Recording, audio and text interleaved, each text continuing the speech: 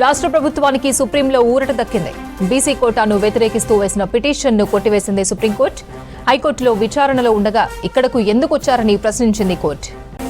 రాష్ట్ర ప్రభుత్వానికి సుప్రీంలో ఊరట దక్కింది. బీసీ కోటాను వ్యతిరేకిస్తూ వేసిన పిటిషన్ను కొట్టివేసింది సుప్రీంకోర్టు. హైకోర్టులో విచారణలో ఉండగా ఇక్కడకు ఎందుకు వచ్చారని ప్రశ్నించింది కోర్టు. రాష్ట్ర ప్రభుత్వానికి సుప్రీంలో ఊరట దక్కింది. బీసీ కోటాను వ్యతిరేకిస్తూ వేసిన పిటిషన్ను కొట్టివేసింది సుప్రీంకోర్టు. హైకోర్టులో విచారణలో ఉండగా ఇక్కడకు ఎందుకు వచ్చారని ప్రశ్నించింది కోర్టు. రాష్ట్ర ప్రభుత్వానికి సుప్రీంలో ఊరట దక్కింది. బీసీ కోటాను వ్యతిరేకిస్తూ వేసిన పిటిషన్ను కొట్టివేసింది సుప్రీంకోర్టు.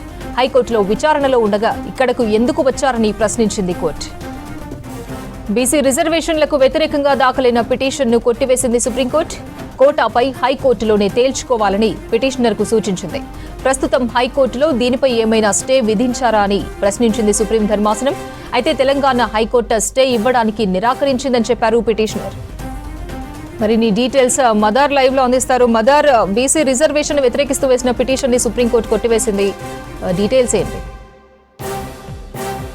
అపర్ణ, తెలంగాణ ప్రభుత్వానికి ఊరట లభించిందని చెప్పుకోవాలి.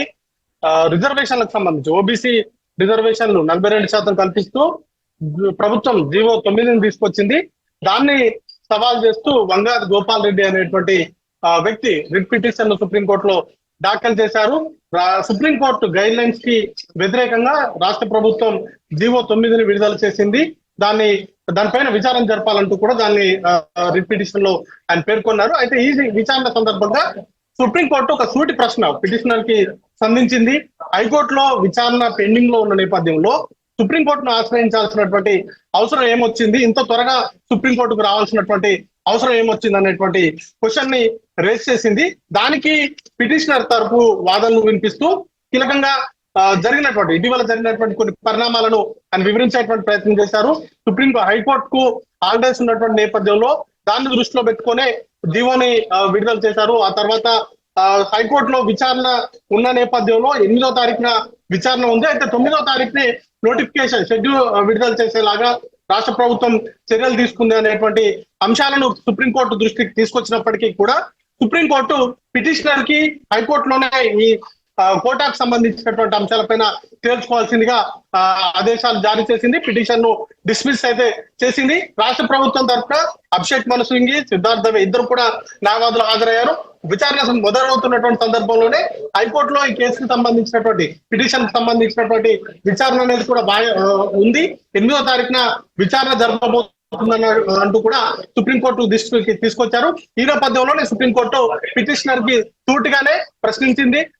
హైకోర్టులో విచారణ వాయిదా ఉన్న నేపథ్యంలో, విచారణ పెండింగ్ లో ఉన్న నేపథ్యంలో అక్కడే తేల్చుకోవాలి దానికి సంబంధించినటువంటి అంశాలపైన అంటూ కూడా సుప్రీంకోర్టు పిటిషనర్ కి ఆదేశాలు ఇచ్చింది. సుప్రీంకోర్టు హైకోర్టును ఆశ్రయించేందుకు అవసరమైనటువంటి లిబర్టీ ఉంది కాబట్టి అక్కడ హైకోర్టును ఆశ్రయించాల్సిందిగా పిటిషనర్ కు సూచిస్తూ పిటిషన్ ని డిస్మిస్ చేసింది.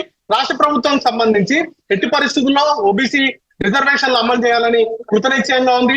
ఆ సందర్భంలోనే సుప్రీంకోర్టులో వాదనలు ఉన్న నేపథ్యంలో మంత్రుల బృందాన్ని కూడా ఢిల్లీకి పంపించి సీనియర్ న్యాయవాదులతో ఎప్పటికప్పుడు మంత్రాలు అనేది కూడా జరుపుతూ వచ్చింది.